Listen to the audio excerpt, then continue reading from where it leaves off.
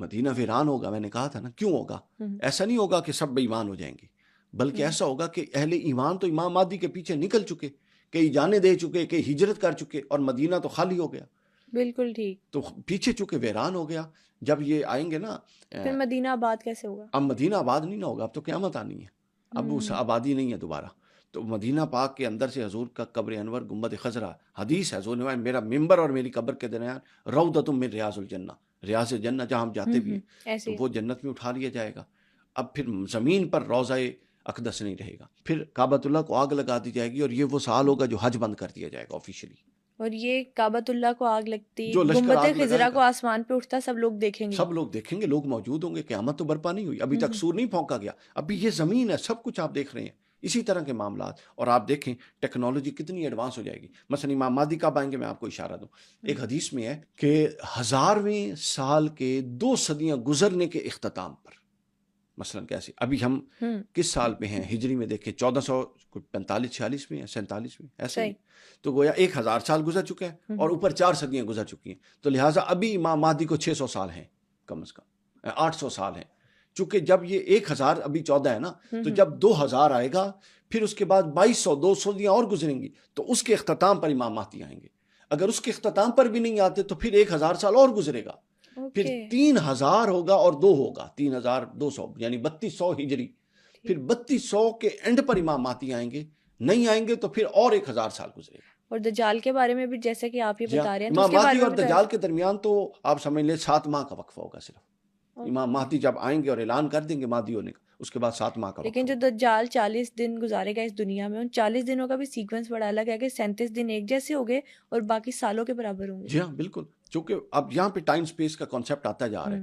آگے جب قیامت پہ آئیں گے نا، وہاں بھی ٹائم سپیس کا کانسیپٹ یہ ہے کہ آپ دیکھیں اب دجال ایسے کام. آپ دیکھیں نا، آپ ایک پودا لگاتی ہیں، اس کو گرو ہونے میں ایک ٹائم لگتا ہے کہ نہیں لگتا؟ بالکل. دجال ایک لمحے میں ایک پودے کو درخت بنا دے گا اور اس پر پھل لگا دے گا.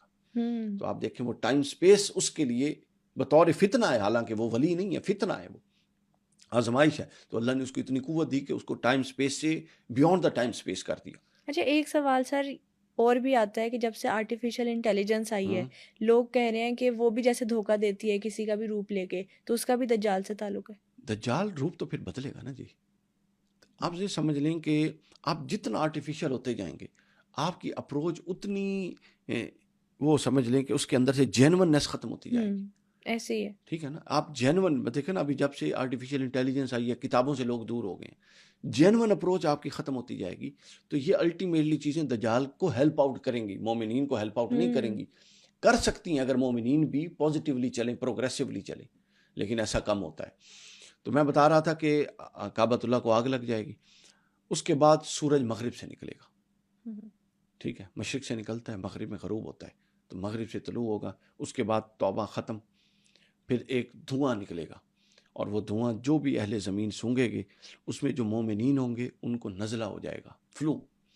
اور جو منافقین ہوں گے وہ دھواں سونگ کے بے ہوش ہو جائیں گے. اس دھوئیں کا مقصد ایک پہچان کروانا ہوگی ملائکہ کو کہ یہ مومن ہے جس کو صرف نزلہ لگ رہا ہے، اور یہ منافق ہے جو بے ہوش ہو رہا ہے. اس کے بعد ایک ٹھنڈی ہوا چلے گی، اور اس ٹھنڈی ہوا جو مومن سونگے گا اس کی روح قبض کر لی جائے گی. زمین پر پھر کوئی مومن نہیں رہے گا. قیامت مومنین پر نہیں آئے گی، یہ بات ذہن میں رکھ لیں. قیامت صرف منافقین پر آئے گی، منکرین پر آئے گی، کفار و مشرکین پر آئے گی. حتیٰ کہ حدیث میں اگر کوئی شخص غار میں بیٹھا ہوا ہے یا دروازہ بند کر کے بیٹھا ہوا ہے اور تھوڑا سی وہ ٹھنڈی ہوا اس کو سونگ لے گا تو اس کی روح قبض ہو جائے گی. قیامت والے دن ہم جو ہیں وہ مومنین نہیں ہوں گے، اس سے پہلے وہ انتقال کر گئے ہوں گے. مومن اس سے پہلے سب انتقال کر گئے. جب سور پھونکا جائے گا تو کوئی مومن اس وقت نہیں ہوگا، اس سے پہلے مومن انتقال کر گئے ہوں گے. پھر اس کے بعد ہے کہ ٹھنڈی ہوا کے بعد قرآن مجید اٹھا لیا جائے گا، اور قرآن روتا ہوا پہلے آسمان، دوسرے آسمان، تیسرے آسمان، حتیٰ کہ 7ویں پہ جائے گا. ربی پکارے گا، اللہ جواب نہیں دے گا. 7ویں آسمان پر اللہ فرمائے گا کہ اے قرآن، تجھے تو میں نے اہل زمین کی ہدایت کے لیے اتارا تھا، تو کیوں واپس آ گیا؟ تو قرآن کہے گا باری تعالیٰ یہ سب مجھے پڑھتے تھے، ولا یعمل بی، اب زمین پر کوئی مجھ پر عمل کرنے والا نہیں تھا تو میں واپس آ گیا. تو جب قرآن پر عمل ختم ہو جائے گا تو یہ قیامت کی علامات میں سے، اور اس کے یہ آخری علامت ہوگی بڑی قرآن والی. اس کے بعد ایک آگ جو نمودار ہوگی یمن سے، سمجھے، وہ ایٹامک وار کی صورت میں ہو سکتی ہے.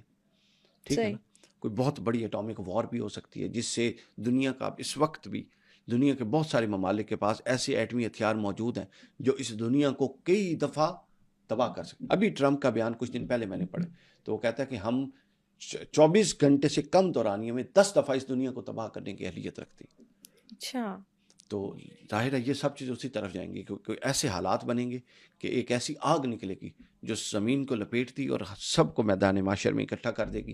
یہ وہ موقع ہوگا کہ حضرت اسرافیل علیہ السلام کو حکم ہوگا کہ وہ سور پھونک دیں گے. نفخ السور.